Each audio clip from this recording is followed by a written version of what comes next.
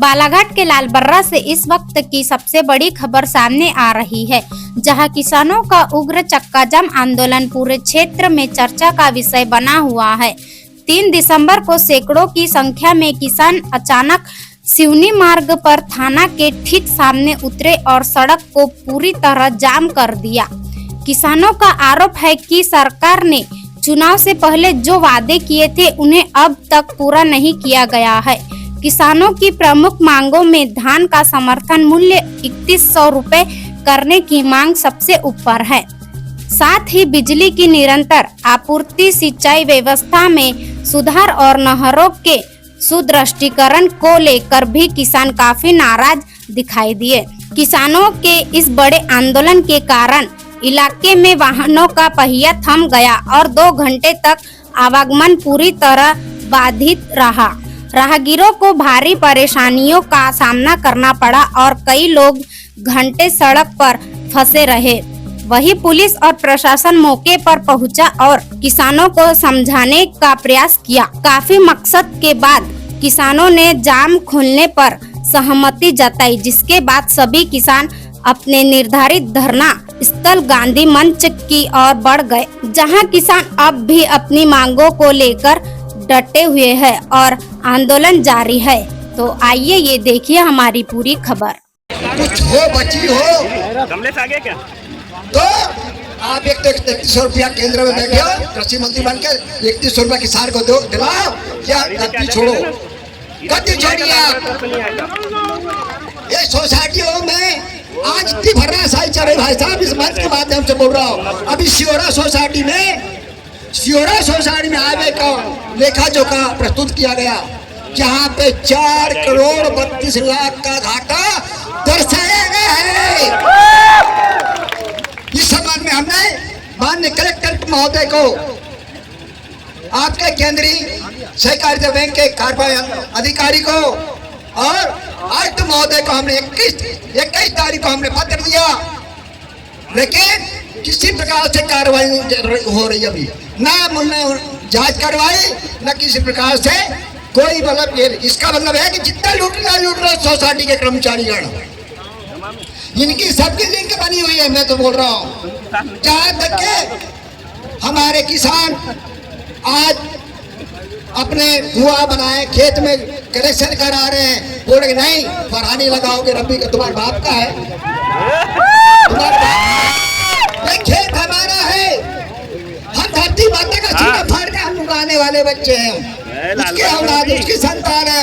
और हर किसान क्या नेता आता है तो नेता क्या बोलता है, मैं किसान का पुत्र। और तुमने कभी नांगर चलाए, कभी बेट मारे, बेट का डंडा घुमाओ उसके साथ लिपट जाओगे तुम, बेट का डंडा घुमाओगे उसके साथ लपट जाओगे तुम। और उसके बाद में इनके बोलते नहीं पराली लगाओ, क्यों नहीं लगाएंगे पराली, तुम्हारे बाप का खेत है, ये हमारा खेत, हमारा आजोपुर को खेत है। अरे हम तो धरती माता का सीधा फाड़ के अन्न उगाते हैं, जिस अन्न को देश का प्रधानमंत्री और चीटी मुंगी तक खाते हैं, उसके अन्नदाता है हम। इस टाइप से हमारे साथ अत्याचार हम सहन नहीं करेंगे। और सभी किसानों से निवेदन है, मैं अपनी दिल की बात बोल रहा हूँ, उसको अन्यथा मत लेना, अन्यथा मत लेना। देखिए मैं नियम कानून की बात कर रहा हूँ, नियम कानून की बात कर रहा हूँ। मैं भारतीय मजदूर संघ के माध्यम से अनेकों बार धरना प्रदर्शन और हमने ज्ञापन सौंपा और कई बार हम लोग जेल भरो आंदोलन में अंदर हुए, भोपाल तक के में अंदर हुए। इसके लिए धरना प्रदर्शन के लिए ये जो आप परमिशन की हो अच्छी बात है, परंतु चक्का जाम करने के लिए मेरे हिसाब से उसकी अलग परमिशन लेनी पड़ती है। प्रशासन को अपन भी उस बात को समझे, वो भी हमारे भाई है, जिला प्रशासन के भी, आप पुलिस प्रशासन भी अपने भाई भतीजे बेटे हैं, उनको भी हम मजबूर ना करें, इस बात का भी विशेष करें ध्यान रखें। और शांतिपूर्ण ढंग से ये किसान शांतिपूर्ण ढंग से अपना प्रदर्शन करेगा और अपनी बात को मनवाएगा। और जहाँ तक मेरी बात है, अभी मैंने सुना, अभी पेशाब गया था, अभी टीआई साहब बता रहे थे कि कलेक्टर साहब यहाँ नहीं है, बाहर है। तो बाहर गए कहाँ? तुमको कब दिया गया मांग पत्र, कब सौंपा गया तुमको, कब सौंपा गया था तुमको? आपको सौंपा गया था ना, तो आपकी जवाबदेही बनती है कि आपको रहना था यहाँ पे। और आपके जिले में इस टाइप का मतलब ये हो रहा है तो और आप मतलब जिला छोड़ के भाग रहे हो, धिक्कार है तो कलेक्टर साहब। मैं यही अपनी भाई समाप्त करता हूँ। जय हिंद। आप लोगों की ही मांग है कि यहाँ पे हमको धरना प्रदर्शन करना है, तो हमको थोड़ा शांतिपूर्वक तरीके से यहीं पे बैठ के धरना प्रदर्शन करना पड़ेगा।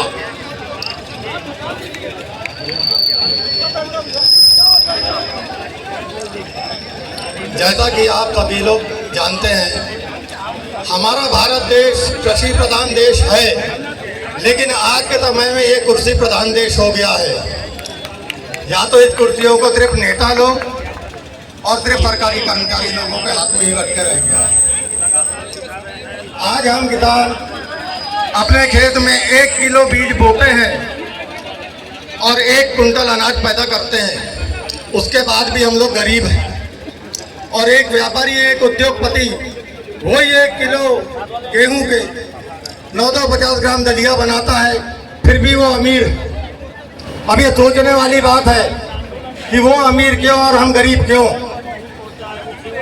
हम गरीब इसलिए हैं कि हम अपने अनाज, अपनी फसल का रेट तय नहीं कर सकते, और वही के वही वो अधिकारी या वो व्यापारी, वो उद्योगपति अपने बनाए हुए प्रोडक्ट का रेट तय करता है।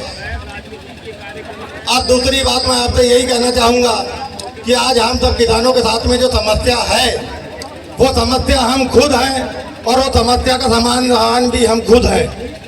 हम एकजुट नहीं होते, इसलिए हम समस्या है, और जिस दिन हम एकजुट हो जाएंगे उस दिन हमारी समस्या खत्म हो जाएगी, वो समाधान बन के आ जाएगा, जैसे आज दिख रहा है। अब दूसरी कड़ी में मैं आपको एक ही चीज बताना चाहूंगा,